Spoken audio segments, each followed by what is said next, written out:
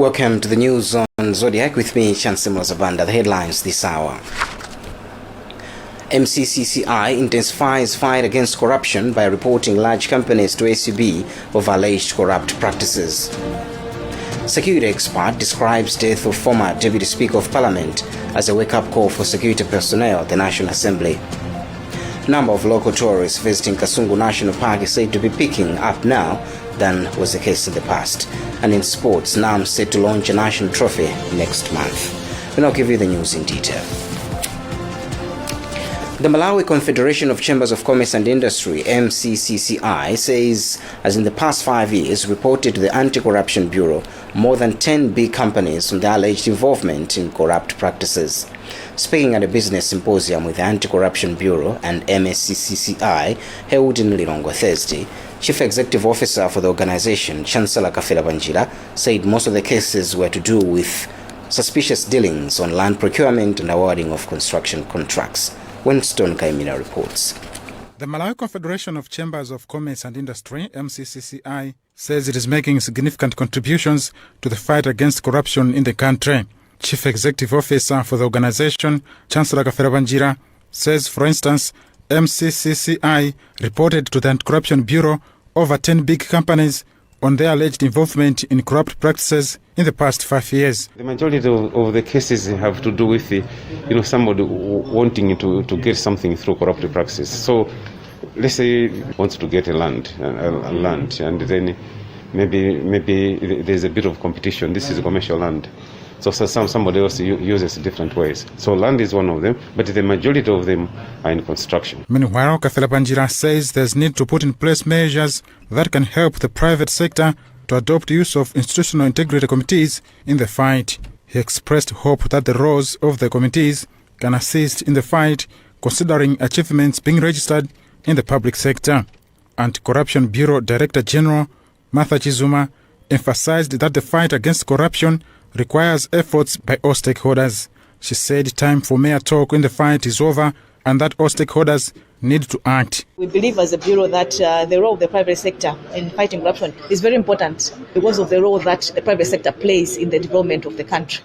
So if we can control corruption in the private sector, we can control corruption in the country. During the symposium, participants called for measures that can assist raising awareness, targeting all business operators on reporting suspected corrupt acts. This is Winston Kaimira reporting for Zodiak in Lilongwe. Security expert Sheriff Kaisi says the death of former Deputy Speaker of Parliament within the premises of the August House must be a wake-up call for security to be maximized, irrespective of the status of members visiting the place. Parliament says the former Deputy Speaker shot himself in the head before Clerk of Parliament Fiona Kalimba in her office. The National Assembly spokesperson Ian Mwenye says security personnel mistook a security alert from a beep at the security checkpoint for the wheelchair late Clement Juwai was using when the former Deputy Speaker of Parliament entered the gates of the August House. Details on this report by Weston Guta. A security expert, Sheriff Kaisi, said it is high time security was maximized at the August House despite the respect given to members of Parliament. There is no way you can manage security in that sense that you have cameras, and those cameras, for example, and the detectors, they do detect, and then you say probably this is not what we are here for. To me, I would say that there is negligence in terms of how security should be provided in those vulnerable and high-risky places like the Parliament. In security, we suspect everything. If the detector came up with a noise or a sound, there's no way a security personnel well-trained would say that it is reacting on the wheelchair. No, there is always a provision of physical searching. That one, you can never rule it out. You would have said, for example, that, sir, please can you stop a little bit, and then you search. But just believing on the machine and saying, concluding yourself that no, it's because of the metal on the wheelchair, I think that's wrong. Meanwhile, the United Democratic Front, UDF, which the late Chuaya was a member of the National Executive Committee, through its publicity secretary Yusuf Mwawa, has said that circumstances surrounding Chuaya's death should make everyone do a soul searching on how the administrative justice system in the country has for long caused untold misery to innocent Malawians. Chuaya also served as member of Parliament of Mangochi Central constituency. For Zodiac, this is Western Guta. The majority of pump stations in the country's major cities are running dry, according to our spot checks. This has triggered panic among members of the general public. The situation is coming following the ongoing strike by truck drivers. Alinafe Mulambas filed this report.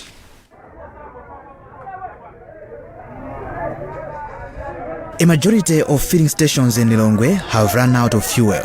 Some of the stations are bare, while some are crowded with people scrambling for the commodity. Only those with diesel engines are advantaged to access the fuel, while those that depend on petrol have been left with no choice, as some have been dumping their vehicles by the roadside.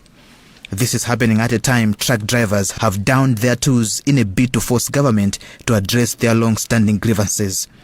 Joshua Jiwuye is one of the residents from the capital and has since called upon authorities to address the situation as he shares his fears. This has really affected so many people that are at this place because as for me, I didn't know about the situation up until this morning, the time I was going to work. That's when I realized that there is this situation, and honestly, without fuel, definitely so many things will be affected, talking about the economy, transportation and everything. However, the Malawi Energy Regulatory Authority insists the country has enough fuel reserves to last the next 30 days, but is still mum to say how it plans to ferry the fuel from its reserves to pump stations. Meanwhile, government says it has deployed military personnel in the country's borders to stop truck drivers from blocking haulage of fuel into the country. Speaking to the press, Minister of Information Gospel Gazako also reassured Malawians that the country has enough fuel to last for the next 30 days. He explains. What we are urging as government is to ask the truck driver association to ensure that their members are on the good side of the law. Because what they are doing is unlawful. And you know, we are a country that is based on law, a country that is based on the rule of law. And you know, the new government is very serious that nobody should be allowed to break the law. It doesn't matter who. Whether you are an international truck driver, whether you are in government, whether you are in private sector, laws must be followed. So may we urge all the drivers to clear and then be on the positive side of the law, to avoid being on the wrong side of the law, which might not end up in very good trouble. Let me also mention that fuel is a very strategic liquid. In fact, it borders on national security. Very important. There is panic buying in this country. People are buying fuel in big containers. Some, the queues of fuel stations. It's very surprising. Surprising because we have a lot of fuel in this country, millions of liters in this country. In fact, we have fuel that can take us between now and the next 28 to 30 days without us doing anything. But what's happening is that there are people who are holding fuel, and what the government is doing now is to go around the filling stations and all the facilities where fuel is being kept to find out who is holding fuel. If people would be found holding, they would have been on the wrong side or on the negative side of the law. They should always remember that the business of fuel is a regulated business, and they are licensed to do that. So government can actually revoke the licenses anytime should they be found to be on the wrong side of the law. Lawyers for the Democratic Progressive Party on Thursday questioned the legitimacy of the Attorney General, Thabo Chakaka Nyirenda, to discharge his duties without taking oath of office. This is in a case in which the party wants the 2020 fresh presidential election nullified. DPP lead lawyer Charles Muhango said they felt the Attorney General is not in a position to defend the Constitution when he hasn't taken an oath. He explains. Take the duties for the office to which you have been appointed in the Constitution. You should first of all swear that you are going to defend that Constitution. And I was surprised that my learned friend, the Honorable Attorney General, now seems to suggest that he has not taken, accept that he has not taken the oath, and he seems to suggest that it's not necessary because he's a public officer. I was appointed as a public officer. I did not swear at State House. But before I executed any of my duties, I was given an oath in writing, which I took at the office. It was only then that I was allowed to sign documents as Attorney General and also to advise government institutions as Attorney General, including the President of the Republic of Malawi. I think it's a serious issue, but we're going to look at the law and see the implications. Meanwhile, the Attorney General, however, defended himself while he is performing his duties without taking the oath. Not concerned at all, because I think they cannot locate a law that says that before you start working as an Attorney General, you need to be sworn in. They can't locate a law. You say there, they raise an objection, they never locate it. And they're also surprising. We started this case a long time ago. They never raised the issue of being sworn in. Yesterday we were in court, they never raised that issue. Today, curiously, they're raising that point. So it's not a valid point. I'm there as a public officer. I'm not a minister. So as a public officer, I'm not supposed to take oath. And also, what is important, I demonstrated, I worked under previous Attorney Generals, Dr. Jenas. Never took oath of office. And as well, late Justice Maxim Bendera, he was appointed as a public officer, not as a minister. He never took oath of office. So you cannot talk about the practice.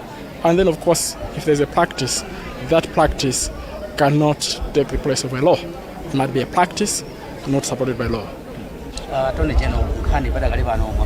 Human rights activists in the country have called on government to enhance principles that define peace in Malawi as a nation commemorated International Day of Peace Thursday. The Catholic Commission for Justice and Peace, CCJP, says while Malawi has been experiencing peace, it is still far from attaining equity and promoting justice for the poor.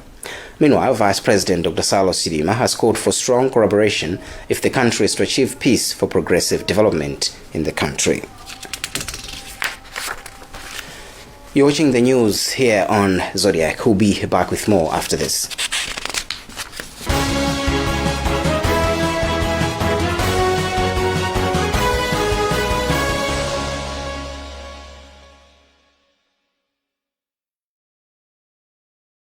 Good news to those staying in Zomba. The most affordable reliable network access is now available in town. Get your access business number today and enjoy the affordable rates. For more information, call 0212 200 200. Access your world. If there's one thing that all soaps do, it's wash. From buckets to basins, bathrooms to streams, and everything in between. All soaps wash. Yes, but Protex is different. Its reinvented formula with flaxseed oil boosts your skin's natural anti-germ defenses by 10 times more, protecting you against 99.9% of germs. So what keeps us healthy? Protex! Good health starts here.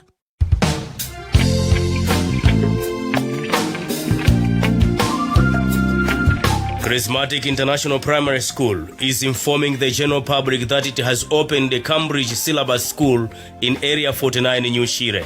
Charismatic International Primary School offers grade 1 to 6 and kindergarten. The school has all the facilities recommended for international curriculum.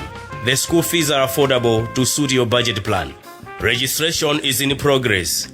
Come and enroll now at Charismatic International Primary School. For more information, contact Charismatic International Primary School on 0999 966 644 or 0888 124 309. Charismatic School, we thrive in excellence.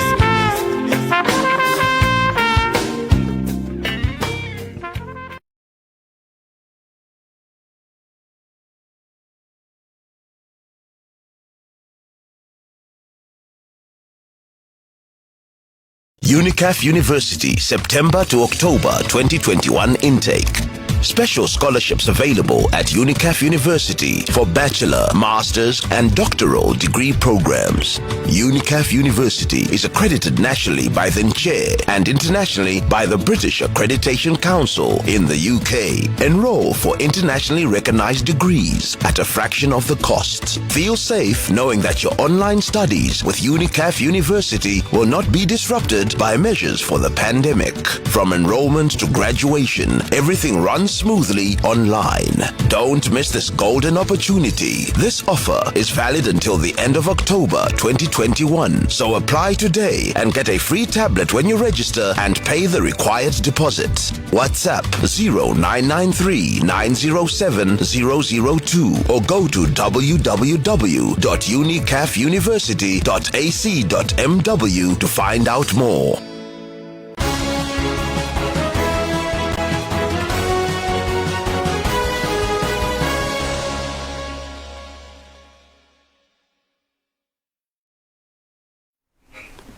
Welcome back. A look at the headlines again as we proceed. Kasungu National Park is said to be picking up now than was the case in the past owing to continued sensitization. The park's head of Environmental Education and Extension, Matthias Kashepa, has told Zodiak that this shows that Malawians are now appreciating tourist attraction sites. No Nkubu reports. The coming in of COVID-19 has seen the number of international tourists dwindling in the country's tourist attraction sites due to international travel restrictions, and Kasungu National Park has not been spared. This, however, hope as the number of domestic tourism seems to pick up at the park.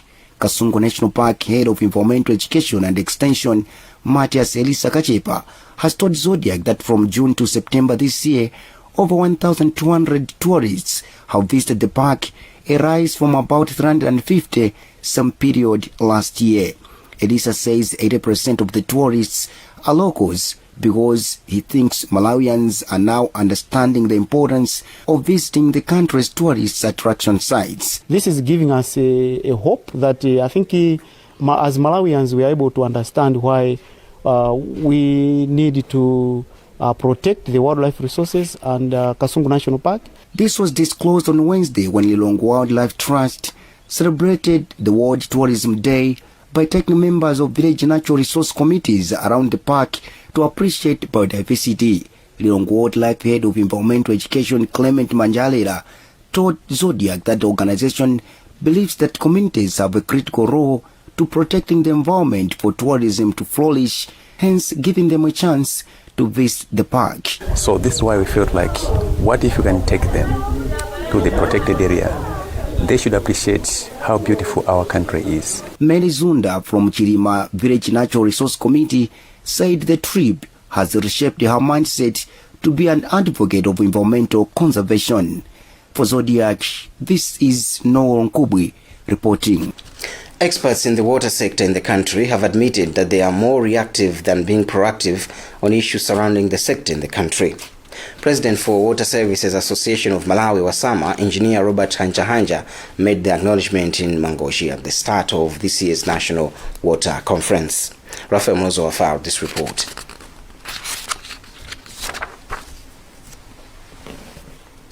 We are unable to give you that report. We now move on to sports.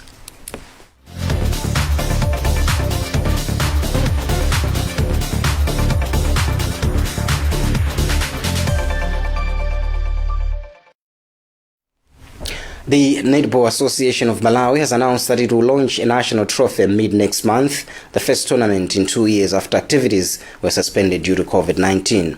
NAM General Secretary Isaac Chimwala has told us the 50 million kwacha showpiece replaces the Presidential Netball Cup. Sam Banda has the details. After an extended period of idleness due to COVID-19, Netball is now back to business with a 50 million kwacha showpiece next month, courtesy of the Netball Association of Malawi. NAM General Secretary Isaac Chimwala has told us the competition will have the same format as the defunct Presidential Netball Cup and will be played from the district, regional and national level. According to Chimwala, Malawi National Council for Sports has assured the funds will be available and the tournament to run for 3 to 4 months will help Malawi Queens and junior national team coaches identify players ahead of the Kosana Regional 5 African Union Sports Council Games in Lesotho this December and other competitions which the Malawi Queens will participate. We have seen that there is a lot of concentration on our games at the 3 or 4 major cities, Atlanta, Lilongwe, Zuzu. Because of that, we have lost an opportunity to bring in players that are equally good. For instance, if you go to Karonga,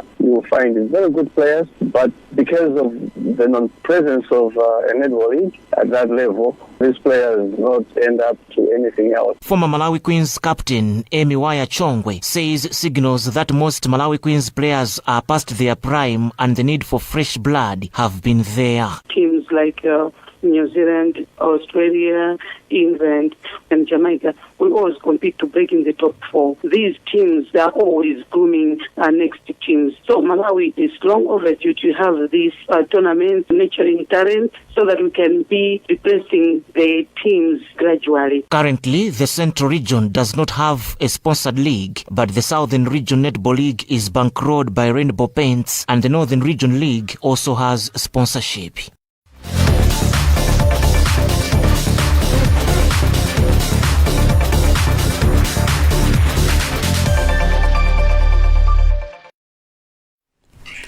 And that's about what we had time for in this news edition. But before we go, a look at the headlines.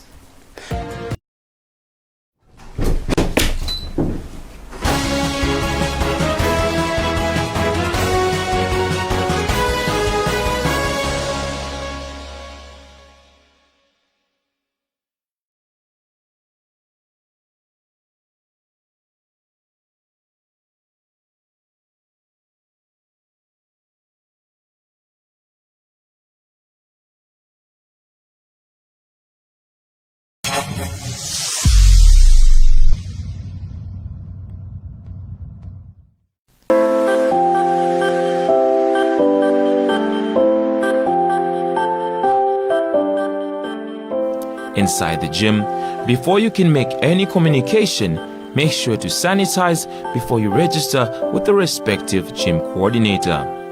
Grab a towel and disinfectant. Clean the equipment before and after using it. Some equipment that's difficult to clean, such as foam rollers and yoga blocks, might not be available. Before going in